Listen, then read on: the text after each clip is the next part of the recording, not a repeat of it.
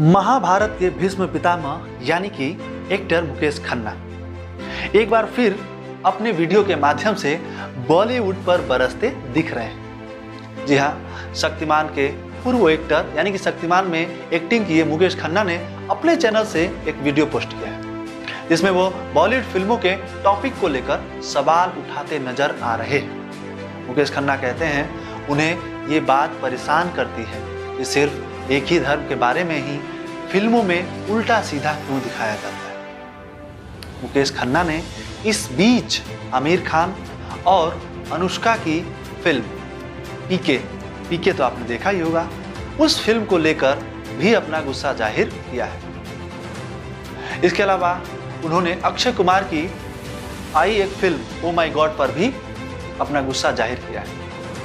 मुकेश खन्ना ने क्या कहा?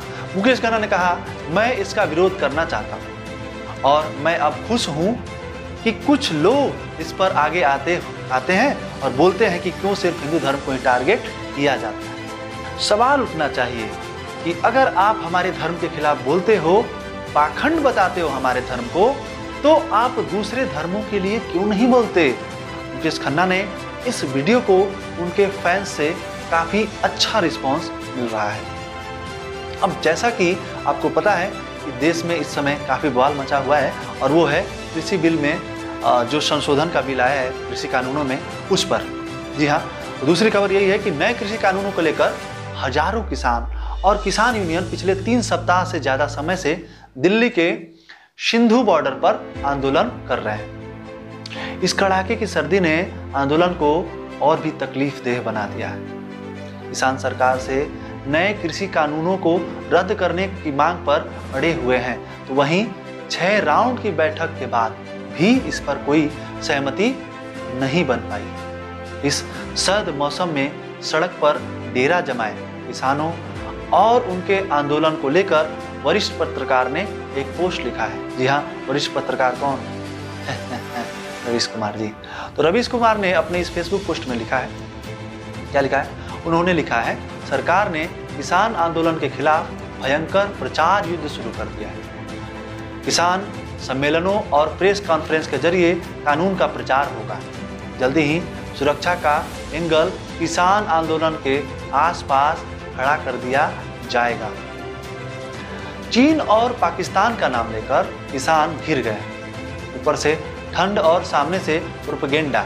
इस बीच किसान मोर्चा ने भी सरकार के प्रचार युद्ध का सामना करने की तैयारी की है। कल ट्विटर पर अकाउंट खोलने का ऐलान हुआ। इस हैंडल का पता है किसान एकता मोर्चा। फेसबुक पर भी एक पेज बना है। आईटी सेल से लड़ना आसान नहीं है। या इसके आगे उन्होंने कहा कि गोदी मीडिया की ताकत एक ऐसी दीवार है जिसके सामने जनता का कोई वर्ग टिक नहीं पाएगा। वैसे मुझे नहीं पता कि जो गोदी मीडिया वो है कौन, जनता की संख्या कितनी है, इसका महत्व पहले ही खत्म हो चुका है। आगे उन्होंने कहा, न इसका असर है, अपनी किताब बोलना ही है। मैं विस्तार से बता चुका हूं और अक्सर बोलता लिखता रहता हूं। आगे उन्होंने सरकार पर और भी गंभीर आरोप लगाते हुए कहा, किसानों की लड़ाई शाहीन बाग की तरह हो गई। धरना तो है लेकिन उसके बाद कुछ नहीं। सरकार को फर्क नहीं पड़ता।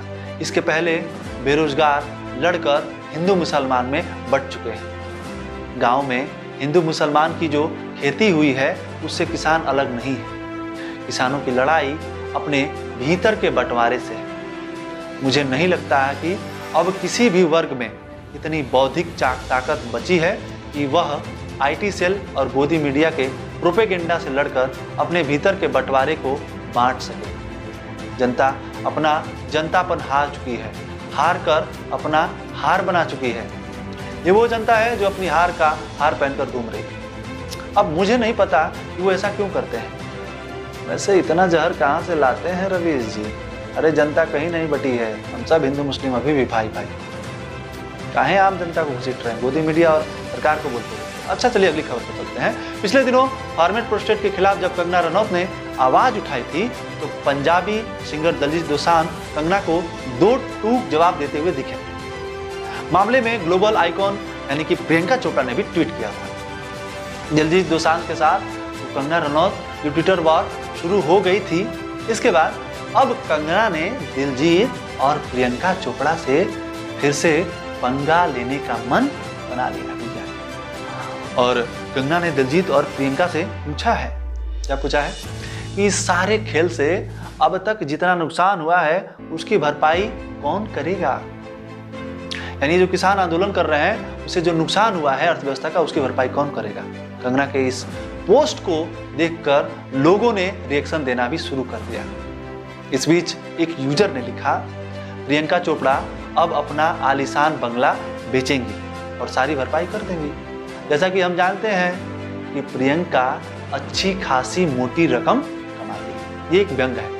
एक दूसरे यूजर ने लिखा, ये साजिश है, अन्न की मात्रा कम करवाई गई है और भारत को बदनाम करने की कोशिश की गई है। वहीं दूसरे यूजर ने पहले वाले यूजर के जवाब में कहा, प्रियंका सिर्फ अपनी नाक की सर्जरी के लिए ही पैसे निकाल सकती हैं, बाकी किसानों के लिए नहीं। तो कोई बोला, मैं बताऊं, तो हम सब अपना और उन लोगों का ही नुकसान कर रहे हैं जो इस धरने पर बैठे हैं इतने दिनों से।